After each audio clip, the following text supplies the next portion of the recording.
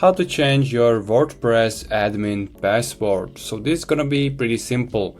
If you forgot your admin's password and you are using Hostinger, you can go to hpanel.hostinger.com and here open the WordPress admin panel from the Hostinger. So for example, I got here this web page. I want to open WordPress admin.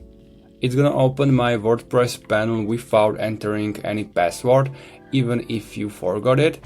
And if you are here on the left, go to users and here click on your email address or the user's name.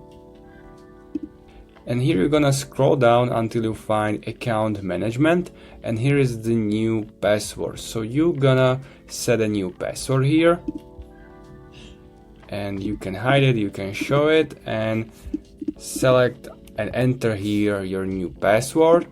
And then you have to click set new password, and once you open your website with the slash and admin with the WordPress login, you have to enter your mail address and this new password.